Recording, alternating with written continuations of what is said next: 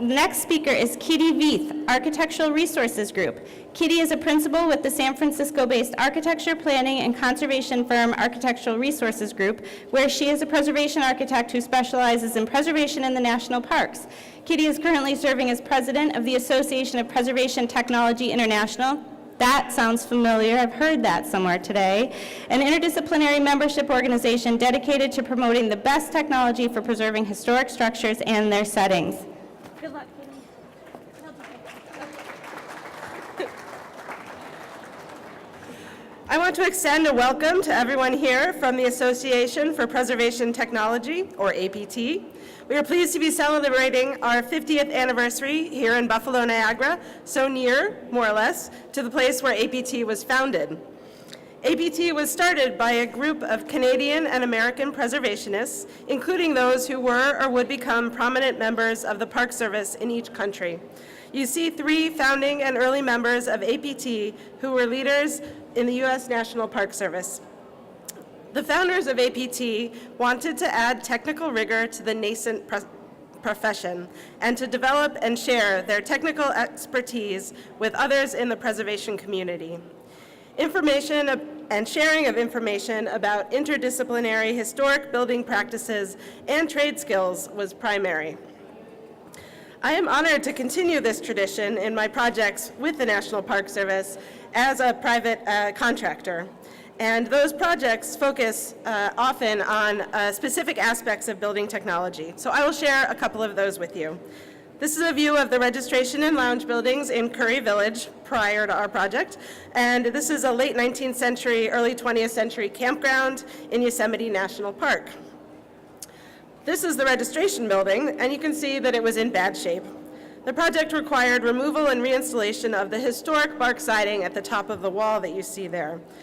In order to keep the costs down and to engage with the preservation crew of the National Park Service, the general contractor partnered with that crew at Yosemite, who then used the project as a training exercise for staff for other parks. They did a great job, and I think they had a great time. The lounge building at the back of the photo on the left underwent similar treatment, but it had another challenge. The roof structure was under capacity for the large snow load in Yosemite Valley, but the interior public space was open to the roof sheathing, expressing the historic roof trusses. So this is a photo afterwards, and I think we did a good job of adding a whole new roof structure above the existing roof and maintaining the view from the exterior as well, allowing us to maintain the historic interior intact. Another view of the lounge building, and then the interior when we get to it. We were also able to make those skylights operable. They were part of the original construction, and by adding that extra layer of roof, we could maintain the historic glazing on the interior with a gap and then have an operable skylight to make it more comfortable in the summer. The next building is the iconic Ahwahnee Hotel, which is a National Historic Landmark at Yosemite. I've been working on this building for almost 15 years.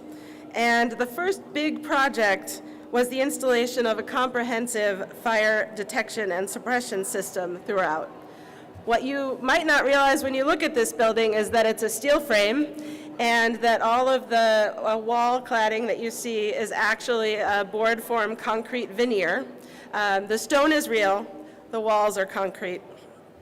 This portion of the building is the dining room, which is actually wood construction, and this was our major success story for the fire suppression and detection system. And if you had a little bit more time, I still think you wouldn't be able to find any of the devices that we placed within this room. The most recent completed project was the addition of to replace a very inefficient and 1960s wood frame addition to the left of the building. Our addition is the square portion. You can see that we took the reference from the board form concrete and moved that into the addition as well and used the acid stain technique used on the original building. Moving on to Alcatraz, which is a place that has a great a great problem with a remote location. This is a concrete building that looks like a concrete building, and the big challenge was indeed working on the island. And a building that we're just going into construction with now is the restoration of the Point Reyes Lighthouse. The best access to this includes going down those 300 concrete stairs. That is the only access for the contractor, and we hope that best for him as he moves into the project. And my last project, we're just wrapping up design right now. This is the Oregon Cave Chateau. Looks like a modest 2-story building, right? But it's set on the edge of a very steep drop-off, and if you see it from the other side, it's actually 6 stories. So we have a ground floor, 3 sub-basements, and 2 floors above the ground floor. And on the back side, this is the 2nd and 3rd floors that you see. I seem to do a lot of work in bark, if you hadn't noticed, and so does the Park Service. Those doors actually went out to an original balcony that we're very pleased to be putting back as part of our project, and the next slide will show you that historic view. And that was a great challenge because the snow load there is about 6 times as much as Yosemite Valley, and the wood structure failed in the past, and we're putting it back in code compliant fashion. So, but the interior is a totally different story, and it's a hotel, so it needs to be safe. All of the interior surfaces are clad in an early 20th century material called new wood, N-U-W-O-O-D.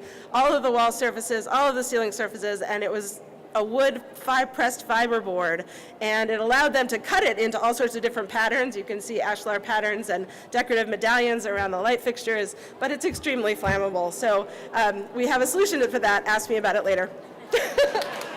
Thank you.